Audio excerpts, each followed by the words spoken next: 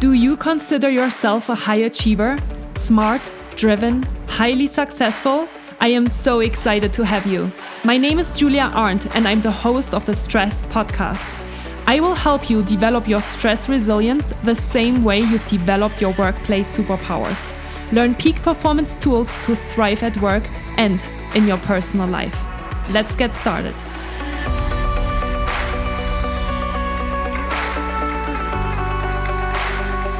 Happy New Year 2021. Raise your hand if you are really happy that 2020 is over and that you're really excited about the new year. I definitely am, and I'm really excited to get 2021 kicked off with you today with this video about how to make your New Year's resolution last. Because I know that many of you have New Year's resolutions, and of course you have really good intentions. You want to make it a big year and you want to make them stick. But oftentimes that's not so easy. So in today's video, I want to talk with you about a couple of common mistakes that I see people make when they're setting New Year's resolutions. And of course, I want to share a couple of tips with you on how you can make your New Year's resolution last. So let's get started. Hi, and welcome back to my YouTube channel. My name is Julia Arndt and I'm a peak performance coach and stress management trainer. And I'm really excited that you are here today because you want to know how to make your New Year's resolution last. Something that's not so easy because in fact, 80% of people that set New Year's resolutions drop their resolutions by mid-February. 80%. That's a lot of people. So I want to make sure to share with you a couple of common mistakes and help you really create New Year's resolutions that last. In today's video, I'm not going to talk about the neuroscience of why it is hard to create new habits and why it is hard to navigate change, because this is what we're ultimately doing when we are creating new habits, New Year's resolutions. But I do have a video on my YouTube channel about that, and I highly encourage you, if you are interested in neuroscience and really understanding what's going on up here, to watch that video. But in today's video, I really want to talk with you about, first of all, a couple of common mistakes that I see people make when they are setting New Year's resolutions or just in general, new habits and new goals that they want to bring into their lives. The first common mistake I see people make when they are setting New Year's resolutions is that their resolutions are not specific enough. Meaning that, for example, you want to be more fit, or you want to be an excellent chef in the kitchen and try out new recipes, or you want to create a new business. Those are all amazing goals, big goals, right? Long-term goals, but they're not very specific. And that can be a reason why it is really hard for you to stick to your New Year's resolution. The second mistake that I see people make when they are setting New Year's resolutions is that their resolutions and their goals are too unrealistic. Meaning, for example, you say, from 2021 onwards, I'm going to work out every single day. Or, from 2021 onwards, I am not going to drink any alcohol ever again, or I'm not going to eat any sugar ever again. Those are also, again, great goals, but they are really unrealistic, because if you have never worked out in your life, moving from never working out ever to working out every single day is really unrealistic. So that is the second common mistake that I see people make when they are setting New Year's resolutions. And finally, the third common mistake that I see people make when they are setting New Year's resolutions is that they are setting too many goals at the same time. For example, you want to be more fit, eat healthy, create a new business, and you also want to be an excellent chef in the kitchen, all at the same time. That is, again, also really great that you are setting all these wonderful goals, but it is super unrealistic that you're doing all of these different goals at the same time. So now I really want to get into how you can make your New Year's resolutions last. And the first thing that I really want you to start thinking about is to start small. Start extremely small. The smaller you start, the better, because when you are creating really small but realistic goals, then you have a success experience, and that will help you to create that momentum, especially at the start. Let me give you an example. In 2020, I really wanted to get into running. I wanted to move my body every morning, and I do have to say that I'm not a big runner. I am not a morning person working out at all. So there were a couple of different conditions that could have made it really, really hard for me to stick to that new goal.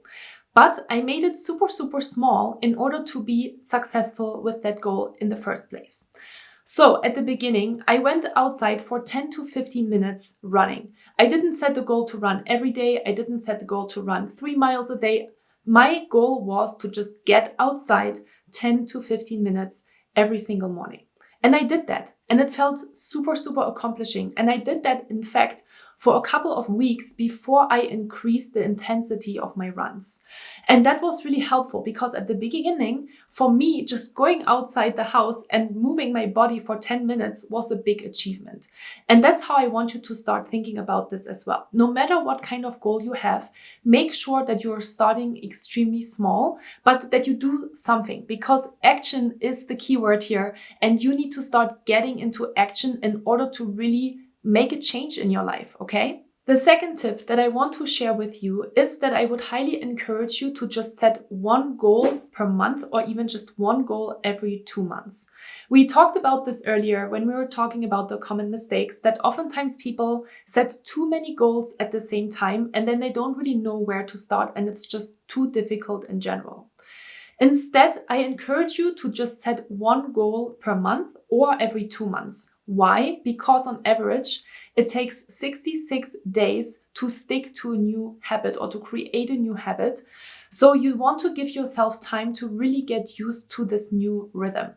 And it is really powerful because at the end of the day, if you have, let's say, 4 or 5 goals for 2021, you don't want to achieve all of them in January or February. You have all year, you have 12 months in order to create these new goals. And if you create all of these new goals by the end of the year, then you should feel really, really accomplished, right? So make sure that you are setting yourself up for success and that you set one goal per month, and then you really focus on that one goal, all right? You set small goals, you make it realistic, and here's the next thing, make it measurable. So when we are talking about setting realistic goals, and I told you before, maybe it's not realistic for you to work out every day or to work out 5 times a week because you've never worked out in your life, then just make it realistic, but make it measurable. So at the beginning, for example, for the first 2 weeks, your goal is to just work out 2 times a week. And that's totally okay. And then make it even more specific. Don't just say, I want to work out 2 times a week. Say, I want to work out 2 times, 15 minutes per week, and I'm going to do a run, or I'm going to do a bike ride, or I'm going to do yoga, or whatever it is that you like to try out in order to get into this workout routine.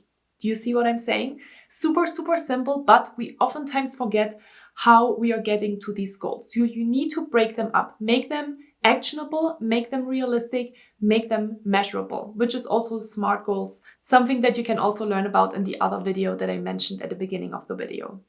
And finally, one more thing that I want to share with you today in order to make sure that your New Year's resolution is going to stick is that you should celebrate your wins. For example, I would highly encourage you to create a little log. So for example, write a journal or write a diary every day or every week on what you did in order to get to that goal.